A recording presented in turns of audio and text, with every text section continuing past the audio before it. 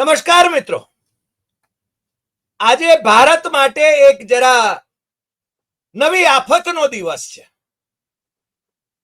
આફત એ છે કે માય ડિયર ફ્રેન્ડ નરેન્દ્ર મોદીના માય ડિયર ફ્રેન્ડ અગલી બાર ટ્રમ્પ સરકાર, નમસ્તે ટ્રમ્પ, હાઉડી મોદી, જેને લડી લડીને મળતા હતા અને વાહ ભાઈ વાહ કરતા હતા.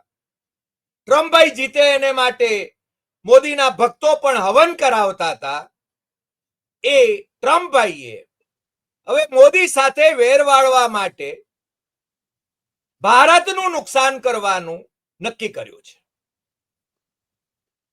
મોદીને કારણે ભારતની બરબાદી થાય એવા ટેરિફ નાખ્યા છે. અને અમે કહીએ છીએ, અને અગાઉના એપિસોડ હેમંતકુમાર સાથે આપણે આજે જોડાયા છીએ. હેમંતકુમાર, આપનું સ્વાગત છે. હેમંતકુમાર જાણીતા અર્થશાસ્ત્રી છે, આર્થિક વિશ્લેષક છે, અમારા સ્વજન છે, અને સરકારી આંકડાઓની બાબતમાં, બજેટના આંકડાઓની બાબતમાં, નાણાં પંચના આંકડાઓની બાબતમાં, આર્થિક સદ્ધરતા દેશની કેટલી છે એની બાબતમાં, સ્વદેશીની વ્યાખ્યા કરવાની બાબતમાં ક્યાં ગાંધી અને ક્યાં નરેન્દ્ર મોદી, ક્યાં રાજા ભોજ અને ક્યાં નરેન્દ્ર મોદી, એની વાત એ કરશે આપણી સાથે. પણ અમે બંને જ્યારે અગાઉનો એક એપિસોડ કર્યો ત્યારે અમારા પરમ મિત્ર, અમેરિકાવાસી પરમ મિત્ર ભૂપેન્દ્રસિંહ આર રાઓલ, અમે કહ્યું હતું કે અમેરિકામાં જે લોકો મોદી મોદીના નારા લગાવે છે, મોદી મોદી જ્યાં જાય ત્યાં મોદી મોદીના નારા લગાવે, એવા અમેરિકાના લોકો એ આ ટ્રમ્પભાઈના જે ગતકડા છે, ભારતની અર્થનીતિ, અર્થકારણને બરબાદ કરવાના, એને વિશે કેમ મોંઘા મંતર છે. અમને ખબર છે કે અમારા મિત્ર ભૂપેન્દ્રસિંહ એ કઈ મોદી મોદીના નારા લગાવે એવા નથી. પણ આરજે સવાણી અને ભૂપેન્દ્રસિંહ અમારા બંને અંતરંગ મિત્રો, અને એમને અમે સંબોધીને કહ્યું હતું. એટલે હેમંતભાઈ, ભૂપેન્દ્રસિંહે તો પાછો એક વિડીયો કર્યો, આપણને બંનેને અર્પણ કર્યો, બહુ વિવેકી ભાષામાં કર્યો, વિવેકી ભાષામાં કર્યો. એ સજ્જન માણસ છે અને પાછા મેહાણાના છે, અમે મેહાણાના. એટલે પણ એમણે એમ કહ્યું કે હું અમેરિકાનો સિટીઝન છું, એટલે એમની નિષ્ઠા છે ને એ ટ્રમ્પભાઈની વાત ઉપર હોય, એ સ્વાભાવિક છે એવું એ કબૂલે છે બિચારા. અને બીજું, એમના વિડીયો કે એમના લખાણો વાંચવાનો અમને સમય નથી એવું પણ પાછા ટકોર કરે છે. હકીકતમાં અમારે તો એ લખાણ વાંચવું હતું એમનું, કે એ વિડીયો સાંભળવા હતા કે જ્યાં એ ટ્રમ્પભાઈ ટેરિફ નાખે છે, એને ભારત ને બરબાદ કરવાની કોશિશ કરે છે નરેન્દ્ર મોદીને કારણે. નરેન્દ્ર મોદી સાથે વાંકું પડ્યું છે અને આખા દેશને બરબાદ કરવાની દિશામાં એ આગળ વધી રહ્યા છે ટ્રમ્પભાઈ. કઈ દેથી ભારત કઈ બરબાદ થાય એમ નથી. અને અમેરિકી પ્રજા તો સ્વાર્થી પ્રજા છે, અમે હંમેશા કહીએ છીએ. સવાણી તો બોલી શકે એવી સ્થિતિમાં નથી. એ માત્ર ત્યાં આગળ રહીને અમારા મિત્ર દિલીપ સંઘાણીને વિશે એની વિરુદ્ધમાં નિવેદનો કરશે, લખશે, એફબી ઉપર લખશે, સાધુ સંતો વિશે લખશે, પણ ટ્રમ્પભાઈ વિશે નહીં લખે. અમારા ધ્યાન ઉપર હજુ સુધી નથી આવ્યું. પણ ભૂપેન્દ્રસિંહની વાત મને ગમી કે હેમંતભાઈ અને હરિભાઈએ જે વાતો કરી, અને હેમંતભાઈની તો ખાસ ટ્રમ્પભાઈની સ્વદેશીની વ્યાખ્યા જે તમે કરી એ એમને વધારે ગમી. પણ અમારે અપેક્ષા એ હતી કે તમે અમેરિકામાં બેઠા છો ત્યારે ભારતનું હિત જુઓ, જે તમારી જન્મભૂમિ છે.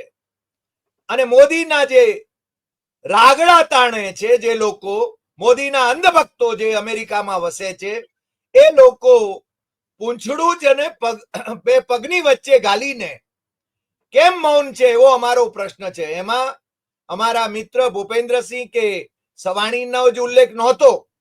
એમને વિશે જે કહેવાનું હતું એ તો અમે કહ્યું હતું.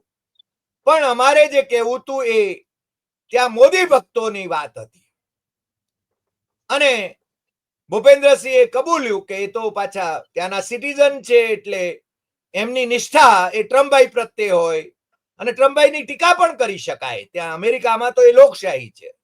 અહીંયા પણ અમે અમારા માન્ય વડાપ્રધાનની ટીકા કરી શકીએ છીએ કારણ કે અમારે ત્યાં પણ લોકશાહી છે. પણ અમેરિકામાં જે ઉછળીને મોદી મોદીના નારા લગાવે, હાઉડી મોદી કરે, અગલી બાર ટ્રમ્પ સરકાર કરાવે કે નમસ્તે ટ્રમ્પ કરાવે ને તાળીઓના ગડગડાટ કરે, એ લોકો ક્યાં મુવા છે એ અમારે જાણવું હતું. પણ એ લોકો તો મૂંગા મંતર છે. પણ હેમંતભાઈ આજથી 50% ટેરિફ ભારતીય ઉત્પાદનો ઉપર અમલી બને છે આપણે ત્યાં બુધવારથી. અને આપણી શું અવસ્થા થશે? કારણ કે કેટલાક ઉદ્યોગોને હજુ એમણે બાકાત રાખ્યા છે, ફાર્મા, ઇલેક્ટ્રોનિક્સ, સ્માર્ટફોન, કારણ કે એપલ છે સ્માર્ટફોનમાં પણ એને એક્ઝેમ્પ્ટ રાખ્યા છે.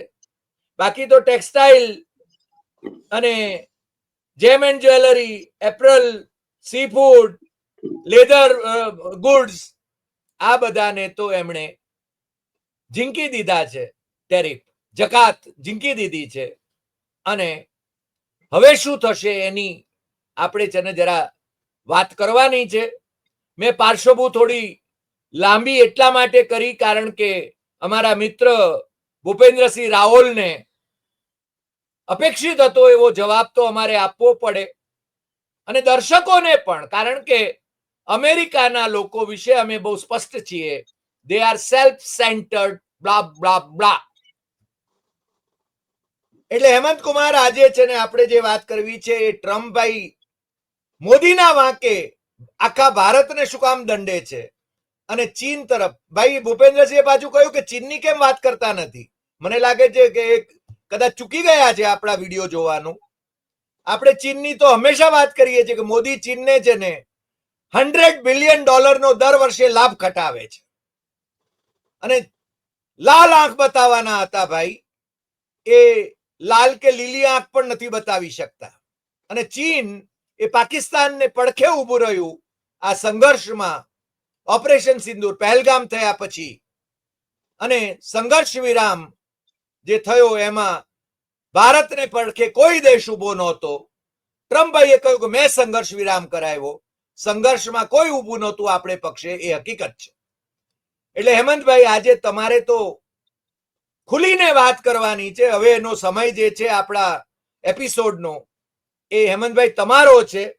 અને આજે ટ્રમ્પભાઈના જે અટકચાળા જે છે એ કેટલી અસર કરશે ભારતના અર્થતંત્રને, એની તમે મન મોકળાશથી આજે વાત કરો હેમંતભાઈ. તમે 3 દેશોનો ઉલ્લેખ કર્યો એટલે એ 3 દેશોના સંદર્ભમાં સૌ પહેલી ટૂંકી વાત કરી દઉં. ચીન સાથેનો આપણો જે વેપાર છે એમાં આપણે ખોટમાં છીએ. એટલે કે આપણે ચીનથી જે આયાત કરીએ છીએ તે ચીનમાં જેની નિકાસ કરીએ છીએ એના કરતા વધારે, એટલે આપણને ખોટ જાય છે. પાકિસ્તાન સાથેના વેપારમાં આપણે પ્લસમાં છીએ. એટલે કે આપણી આયાત પાકિસ્તાનથી થતી આપણી આયાત એ પાકિસ્તાનમાં આપણી થતી નિકાસ કરતા ઓછી છે. એટલે કે પાકિસ્તાન સાથેના વેપારમાં આપણે પ્લસમાં છીએ, આપણે સિલકમાં છીએ. અમેરિકા સાથેના વેપારમાં ભારત પ્લસમાં છે. એટલે કે ભારતમાંથી જે નિકાસ થાય છે એ અમેરિકામાંથી થતી આયાત કરતા વધારે છે. એટલે કે નિકાસની કમાણી વધારે છે અને આયાતનું ખર્ચ ઓછું છે, એટલે સિલક ઊભી થાય છે. આ 3 બાબતોને આપણે જરા ધ્યાનમાં રાખવી જોઈએ. હવે ટ્રમ્પ જે વાત કરે છે એ વાત એવી છે કે ટ્રમ્પને ભારત સાથેના વેપારમાં જે ખોટ જાય છે અમેરિકાને, એ ખોટ ઓછી કરવી છે. એટલે એ શું કરે છે કે ભાઈ ભારતમાંથી જેની આયાત થાય છે એના ઉપર વધારે જકાત નાખો. એટલે ભારતમાંથી થતી આયાતની જે વસ્તુઓ છે એ વસ્તુઓ મોંઘી થાય. તો અમેરિકામાં એની આયાત ઓછી થઈ જાય. અને જો આયાત ઓછી થઈ જાય તો આ જે ખોટ જાય છે અમેરિકા અને ભારત સાથેના વેપારમાં એ ઓછી થાય અથવા નાબૂદ થાય. અને બીજું એ એમ ઈચ્છે છે કે ભારતમાં જે નિકાસ થાય છે અમેરિકાની, એ નિકાસ આડે જે અવરોધ છે, એટલે કે ભારત સરકાર અમેરિકામાંથી થતી આયાત ઉપર જે બધે જકાત નાખે છે એ જકાત ઓછી કરે અથવા બંધ કરે તો અમેરિકાની આયાત ભારતમાં વધે. એટલે અમેરિકાનો જે ઉદ્દેશ છે અથવા ટ્રમ્પનો જે ઉદ્દેશ છે તે બહુ સીધો સાધો છે કે ભારત સાથેના વેપારમાં અમેરિકાને જે ખોટ જાય છે એ ખોટ એને ઓછી કરવી છે અથવા બંધ કરવી છે. સવાલ ઉભો એ થાય છે કે ભારતે શું કરવાનું, ભારત સરકારે શું કરવાનું, એ મહત્વનો સવાલ છે. તો ભારત સરકારે એમ કરવાનું હોય કે આપણને પણ ખોટ ન જાય એને અંગેના પ્રયત્નો આપણે કરવા જોઈએ. હવે આવો પ્રયત્ન આજ સુધી ચાઇનાના કિસ્સામાં આપણે કર્યો નથી. બરાબર, એ ગલવાનમાં હુમલો થયો, લદ્દાખમાં થયો, અરુણાચલમાં થયો કે સિક્કિમમાં થયો, ડોકલામ વખતે જે કઈ માથાકૂટો થઈ, આ ત્રણેય કિસ્સામાં આપણે ચીન સાથેના વેપારમાં કોઈ દિવસ આપણે કોઈ પણ જાતની જકાત વધારી હોય ચાઇનીઝ વસ્તુઓ ઉપર એવું બન્યું નથી. થોડીક જે પેલી એપ હતી, બરાબર, એ એપ આપણે બંધ કરી વગેરે વગેરે. એમાંની 2-4 એપ પાછી હમણાં ફરી ચાલુ કરી. ટિકટોક ની વાત કરો છો? એટલે આપણે, હા બરાબર છે. એટલે મને સમજાતું નથી કે એમાં અરુણાચલ, ડોકલામ અને ગલવાન ટેકરીઓ, લદ્દાખ એની સમસ્યાઓમાં કઈ સમાધાન થઈ ગયું એટલે આપણે આવું પગલું ભર્યું. મને ટિકટોક વગર 146 કરોડ લોકો જીવી શકે કે ના જીવી શકે? જીવી શકે ને. તો પછી આ ટિકટોકમાં તમે રીલ ના બનાવો અને ના જુઓ તો 146 કરોડ કઈ મરી નથી જવાના. બરાબર, તો શું કરવા આ કર્યું એ મને હજુ નથી સમજાતું. હવે સવાલ ઉભો થાય છે આપણી 56મી છાતીના વડાપ્રધાનનો. એ એમ કયા કરે છે, આવું લગભગ એમણે 4-5 વાર બોલ્યા. અમેરિકા સાથેની વેપારની સમજૂતી થાય એને માટેની વાટાઘાટો ચાલુ છે. એ ચાલુ વાટાઘાટે ડોનાલ્ડ ટ્રમ્પ ભારતની જે નિકાસ છે એના ઉપર જકાત નાખે. તેમ છતાં વડાપ્રધાન એવું બોલ્યા કરે છે કે હું ભારતના ખેડૂતોને કોઈ નુકસાન થવા નહીં દઉં, ભલે મને વ્યક્તિગત નુકસાન થાય. હવે આ મને સમજાતું નથી કે વડાપ્રધાનને એમાં વ્યક્તિગત શું નુકસાન થાય, એ ખરેખર મને નથી સમજાતું. પણ આવું બધું બોલવાને માટે આપણા વડાપ્રધાન બહુ જાણીતા છે એટલે આવું બોલે, સ્વાભાવિક છે.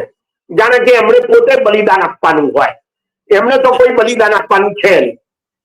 હવે સવાલ ઉભો એ થાય છે કે શું ભારતના ખેડૂતોને બહુ મોટી તકલીફો થવાની છે? તો અમેરિકા સાથેનો આપણો જે વેપાર છે એ વેપાર એ ભારત જે દુનિયાના બધા દેશો સાથે વેપાર કરે છે એમાં એનું પ્રમાણ 10.6% જેટલું છે.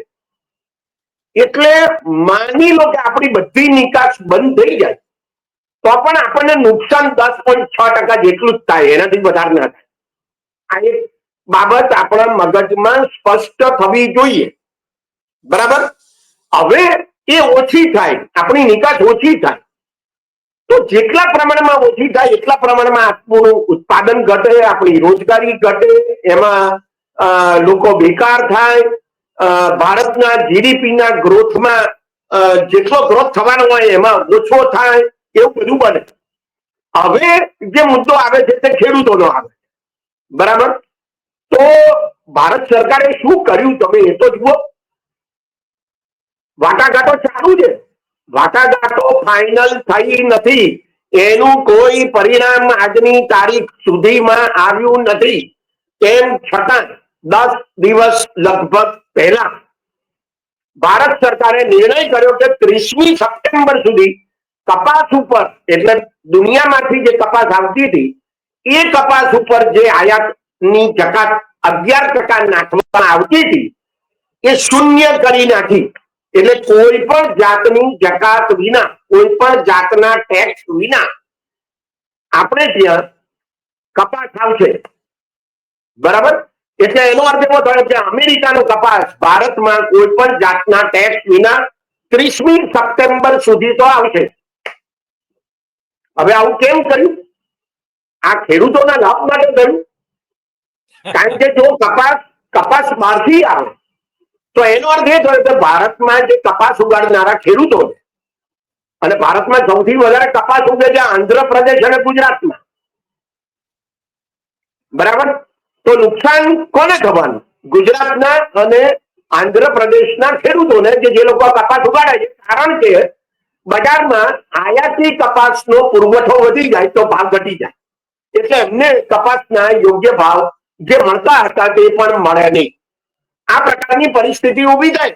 એટલા માટે તો એમણે આ જકાત શૂન્ય કરી નાખી કે જેથી ટ્રમ્પ સાહેબ ખુશ થાય. અને કદાચ એ 25% જે વધારાની જે પેલી રશિયામાંથી તેલ મંગાવીએ છે માટે જે દંડ રૂપે જે જકાત નાખવાની જે કદાચ ના નાખે એવી એમની અપેક્ષા હોય. બરાબર? તેમ છતાં ટ્રમ્પે તો આ 25%ની વધારાની જે દંડની જકાત નાખી, દંડરૂપ જકાત એ પણ નાખી અને એનો અમલ શરૂ કરી દીધો. એટલે એનો અર્થ એ થયો કે મોદી સરકારે ટ્રમ્પ સરકારને જે લાભ આપ્યો, બરાબર, એ લાભનું કશું ઉપજ્યું જ નહીં. એનું કોઈ વિધાયક પરિણામ ભારતના ખેડૂતો માટે આવ્યું નહીં. હવે એક બીજો સવાલ, જરા બહુ જ મહત્વનો આ સવાલ છે. આપણે ત્યાં એક એવી છાપ છે, ખેડૂતોમાં પોતાનામાં પણ આવી છાપ છે ને સામાન્ય લોકોમાં પણ એવી છાપ છે કે ભારત સરકાર અને રાજ્ય સરકારો ખેડૂતોને બહુ મોટા પ્રમાણમાં સબસિડી આપે છે. તમે રોકડ રકમ, ખાતર, બિયારણ અને જંતુનાશક દવાઓ, વીજળી અને પાણી, આ બધાની કેન્દ્ર સરકાર અને ભારત સરકારની સબસિડીઓ ભેગી કરો તો મારો અંદાજ એવો છે કે 40,000 રૂપિયાથી વધારે સબસિડી એક ખેડૂતને આખા વર્ષમાં મળતી નથી. બરાબર છે. બરાબર? હવે અમેરિકામાં અને બીજી તરફ ભારતમાં જે ખેડૂતો છે એમાં 92% ખેડૂતો એવા છે કે જેમના ખેતરનું કદ એ 5 એકર કરતા ઓછું છે. અમેરિકામાં કપાસ ઉગાડતા ખેડૂતોનું જે ખેતર છે એ 67 એકરથી શરૂ કરીને 130 એકરનું છે. બરાબર? બીજી તરફ આ એક ખેતરને જે સબસિડી આપે છે અમેરિકાની સરકાર, એ 40 લાખ રૂપિયાની સબસિડી આપે છે. હવે આ 40 લાખ રૂપિયાની સબસિડી વાળો કપાસ ભારતમાં આવશે અને 40,000ની સબસિડી મેળવનારા ખેડૂતના કપાસ સાથે ભારતના બજારમાં હરીફાઈ કરશે તો કોણ જીતશે એ તમે કલ્પી શકો છો. અને આમ છતાં વડાપ્રધાન વારંવાર એમ બોલ્યા કરે છે કે હું ભારતના ખેડૂતોને સેટ પણ નુકસાન થવા દઈશ નહીં, ભલે મારે વ્યક્તિગત રીતે સહન કરવું પડે. મને લાગે છે કે આખી વાત બોગસ છે. આ વાત આપણે સમજવાની બિલકુલ જરૂર છે. આંકડાઓ સાથે આ પુરવાર થઈ શકે એમ છે કે ભારતના ખેડૂતોને કેટલી સબસિડી મળે છે અને અમેરિકાના ખેડૂતોને કેટલી સબસિડી મળે છે. ભારતના જે પ્રતિનિધિ વિશ્વ વ્યાપાર સંગઠનમાં હતા એમણે થોડા સમય પહેલા જે લેખ લખેલો એમાં પણ આ સબસિડીનો ઉલ્લેખ કરેલો કે જે અમેરિકા એના ખેડૂતોને આપે છે. મારો કહેવાનો મુદ્દો એ છે કે કેટલાક ક્ષેત્રો બાકાત રાખ્યા છે અત્યારે અને કેટલાક ક્ષેત્રો ઉપર જકાત નાખી છે. જે ક્ષેત્રોમાં જકાત નાખવામાં આવેલી છે એની નિકાસ ઉપર અસર થશે એમાં કોઈ શંકાને સ્થાન નથી. અને એમાં રોજગારી ઘટે એવું બને, એ મજૂરો બેકાર થઈ જાય એમ પણ બને. બરાબર? અને બીજું કે એને પરિણામે આપણે જે જીડીપીના ગ્રોથનો અંદાજ મૂક્યો છે એમાં પણ થોડોક ફેરફાર થઈ શકે.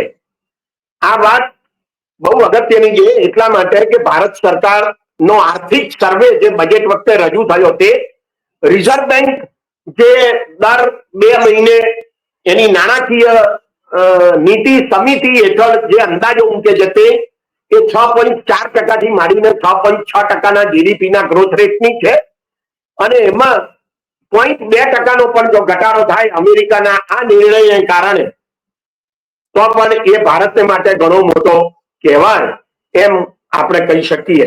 મૂળ મુદ્દો એ છે કે ટ્રમ્પની ટેરિફથી ડરવાની જરૂર નથી. મુદ્દો એ છે કે આપણે આપણા નિકાસકારો અમેરિકા સિવાય બીજે ક્યાં નિકાસ કરી શકે વધારે, એની માટેની આપણે કોઈ તૈયારી કરી છે ખરી? ટ્રમ્પ 20મી જાન્યુઆરીએ સત્તા ઉપર આવ્યા, બરાબર? એ વાતને 8 મહિના થયા. 8 મહિનાથી આ વાતો ચાલે કે ટ્રમ્પ ટેરિફ નાખશે, એ ધમકીઓ ઉચ્ચાર્યા કરે છે, બરાબર? પણ આપણે આપણા નિકાસકારો અમેરિકામાં જે નિકાસ કરે છે એ નિકાસ બીજે વધી શકે એને માટે શું પ્રયાસ કર્યા ભારત સરકારે? તો તમે જો વેપારી મહામંડળોને પૂછો તો તરત તમને ખબર પડી જાય કે કોઈ પ્રયાસ કર્યા નથી, એને વિશે કોઈ પગલા લેવાયા જ નથી. અને બીજું કે જે મજૂરો બેકાર થશે જે ઉદ્યોગોમાં, બરાબર, તો એમના કલ્યાણ માટે તમે કઈ વિચાર્યું ખરું? એવી કોઈ વિચારણા થઈ હોય એવું પણ આપણને જાણવા મળતું નથી. એટલે મને લાગે છે કે ભારતની આ જે સ્થિતિ છે એ સ્થિતિને આપણે બરાબર સમજવાની જરૂર છે. જી હા હેમંતભાઈ, આમાં થોડીક પાદપૂર્તિ કરી લઉં. આપે જે વાત કરી કે 0.2% પણ જીડીપી જો ઘટે તો કેટલું નુકસાન થઈ શકે. હકીકતમાં એનાલિસ્ટોએ એવું કહ્યું છે કે 0.2% થી 1% ફિનાન્શિયલ યર 2026માં એટલો અંદાજ છે. બીજું, કેરોલિન લેવિટ જે વ્હાઇટ હાઉસની જે છે પ્રવક્તા છે, એણે એમ કહ્યું છે કે આ તો છે ને સેન્કશન્સ છે, પ્રતિબંધો છે ભારત ઉપરના પ્રતિબંધો છે. કેરોલિને એવો શબ્દ પ્રયોગ કર્યો છે, સેન્કશન છે. એટલે ભારતની વિરુદ્ધમાં જ આ પગલું છે. ત્રીજું, મને એમ લાગે છે કે ભૂપેન્દ્રસિંહ જે અમેરિકાના જે ભારતીય નાગરિકો છે એ લોકોને એવો દાવો છે કે ભારતે એટલા બધા જકાતના દર નાખી દીધા છે કે અમેરિકા તો સ્વાભાવિક રીતે દર વધારી દે જકાતના, એટલે કે ટેરિફ વધારી દે. એટલે એ લોકોને તો, કારણ કે એમની નિષ્ઠા તો ટ્રમ્પભાઈ તરફ હોય, વ્હાઇટ હાઉસ તરફ હોય, એ સ્વાભાવિક છે. અને એ લોકો છે ને મને લાગે છે આપણે ખોટી જ અપેક્ષા કરીએ છીએ. ભાઈ શ્રી નરેન્દ્ર મોદી પણ ઉછળીને માય ડિયર ફ્રેન્ડ કરતા હતા. હવે તો મને લાગે છે કે એને 30 થી 35 વખત એને કહ્યું પેલું કે મેં આ સંઘર્ષ વિરામ કરાવ્યો.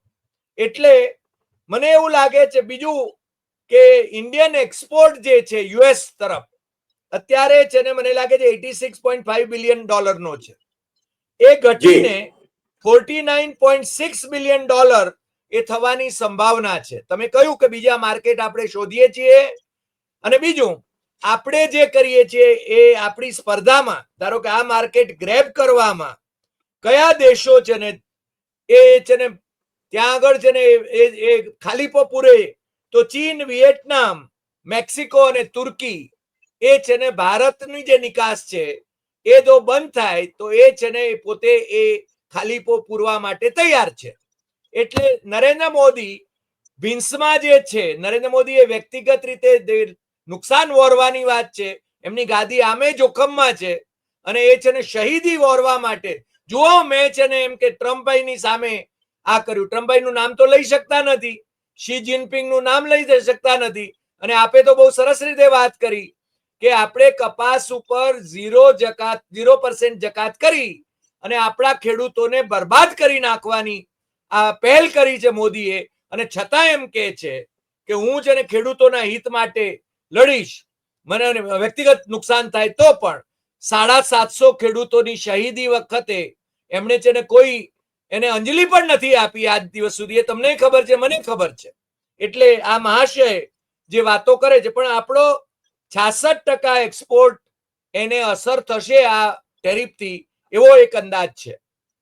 હેમંતભાઈ, તમારી વાત બિલકુલ સાચી છે, એમાં કોઈ શંકાને સ્થાન નથી કે જે ક્ષેત્રો ઉપર ટ્રમ્પે જકાત નાખી છે એ જકાત ને પરિણામે આપણી નિકાસમાં ઘટાડો થઈ શકે છે, અમેરિકામાં થતી નિકાસનો, અને એને ભરપાઈ કરવાને માટે આપણે ખરેખર પ્રયત્નો કરવા જોઈએ. આ એક અગત્યનો મુદ્દો છે. પણ બીજો અગત્યનો મુદ્દો એ પણ છે કે હમણાં જેની વાત ચગી છે એ સ્વદેશી અને આત્મનિર્ભરતાની વાત ચગાઈ છે. હવે આ મને બહુ વિચિત્ર લાગે છે. મહાત્મા ગાંધીનું સ્વદેશી અને નરેન્દ્ર મોદીનું આત્મનિર્ભરતા, આ બેમાં બહુ મોટો તફાવત છે, અતિશય મોટો તફાવત છે. અને નરેન્દ્ર મોદીએ તો સ્વદેશીની વ્યાખ્યા બદલી નાખી. એમણે શું કહ્યું કે કંપની ગમે તે હોય, મજૂરી આપણી છે એટલે એને સ્વદેશી કહેવાય.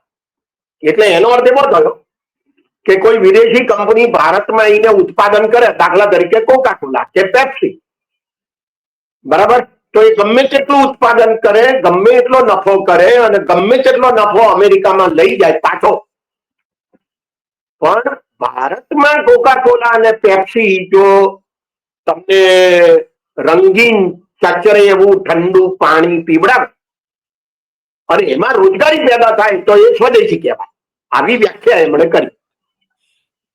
હવે આ વ્યાખ્યા તો મહાત્મા ગાંધીની વ્યાખ્યા કરતા સાવ જુદી, તદ્દન ઊંધી કહેવાય આમ જુઓ તો. નરેન્દ્ર મોદી જેને આત્મનિર્ભરતા કહે છે એ ખરેખર આત્મનિર્ભરતા છે કે વિદેશ નિર્ભરતા છે?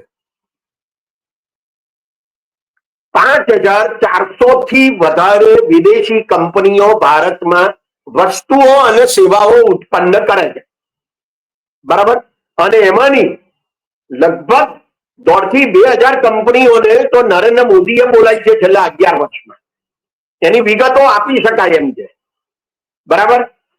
બીજું કે ભારતના શેર બજારમાં 11,200 થી વધારે કંપની મૂડીરોકાણ કરે છે અને એમના રસ્તા ખુલ્લા કર્યા છે એમના આવવા માટે. 2015માં નરેન્દ્ર મોદીની સરકારે ઓટોમેટિક રૂટ ઉભો કર્યો. ઓટોમેટિક રૂટ નો અર્થ શું? વિદેશી મૂડીરોકાણ માટે કે કોઈ કંપનીને અહીંયા કારખાનું નાખવું હોય કે ઓફિસ ખોલવી હોય તો એને ભારત સરકારની કે રિઝર્વ બેંકની મંજૂરી લેવાની જરૂર જ નથી. તમે આવો, અહીંયા આવી જા, પછી જે કરવું હોય તે કરજો. આવો ઓટોમેટિક રૂટ ઉભો કર્યો નરેન્દ્ર મોદીએ. હવે એ નરેન્દ્ર મોદી અને 2015માં કર્યો છે સાહેબ, 10 વર્ષ પહેલા.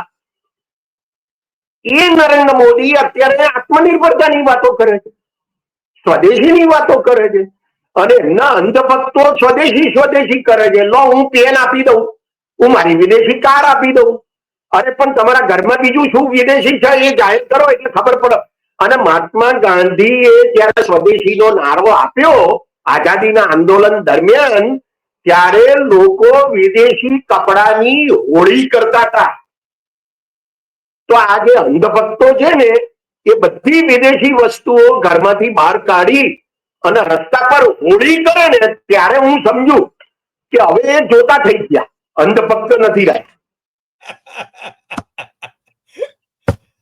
હેમંતભાઈ, એટલે જી, મારો કહેવાનો મુદ્દો એ છે કે વૈશ્વિકીકરણનો આ જે જમાનો છે 1980 ના દાયકાથી ઉભો થયો છે, એમાં સંપૂર્ણ સ્વાવલંબન એ શક્ય નથી, બરાબર.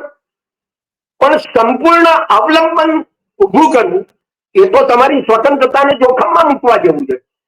પરસ્પરાવલંબન એ ઈચ્છનીય બાબત છે. હું ના નથી પાડતો કે વિદેશી કંપનીઓ ના જ આવે. સવાલ એ છે કે કેટલું લૂંટીને જાય છે. સવાલ એ છે કે એ કંપનીઓ અને આપણા દેશની કંપનીઓ, આપણા દેશના ઉત્પાદકો, વેપારીઓ આ દેશના મજૂરોનું કેટલું ધ્યાન રાખે છે, ખેડૂતોનું કેટલું ધ્યાન રાખે છે, અને એ જો ન રાખતા હોય તો સરકાર પોતે કેટલું ધ્યાન રાખે છે. આ મને લાગે છે કે બહુ મહત્વના મુદ્દા છે અને એને આપણે આ ગ્લોબલાઇઝેશનના જમાનામાં વિચારવા જેવા છે. એટલે ભારતના બંધારણમાં રાજ્ય નીતિના માર્ગદર્શક સિદ્ધાંતોમાં લખેલું છે કે લોકોના કલ્યાણની જવાબદારી સરકારની છે. આ લખેલું છે. એમાં એવું નથી લખેલું કે અદાણી અંબાણીની છે, ટાટા ને બિરલાની છે, એવું નથી લખેલું. સરકારની છે એવું લખેલું છે.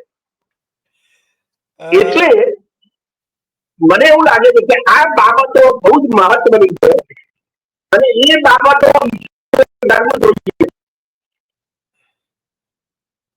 તમારો તમારો તમારો ઓડિયો, તમે અનમ્યુટ થાઓ, ઓડિયો નથી આવતો હેમંતભાઈ.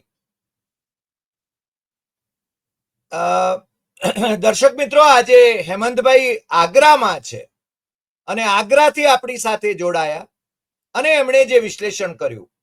હેમંતભાઈ HK આર્ટ્સ કોલેજના પ્રિન્સિપાલ પણ રહ્યા છે, અર્થશાસ્ત્રના પ્રોફેસર રહ્યા છે અને એ સ્વદેશી જાગરણ મંચ, દત્તોપંતજી થેંગડીનું સ્વદેશી જાગરણ મંચ, એની રાષ્ટ્રીય કારોબારીના સભ્ય પણ રહ્યા છે. એટલે અને બીજું કે હરિજનના જે વોલ્યુમ, ગાંધીજીના હરિજનના જે વોલ્યુમ જે તૈયાર થયા એના એ સંપાદક પણ રહ્યા છે.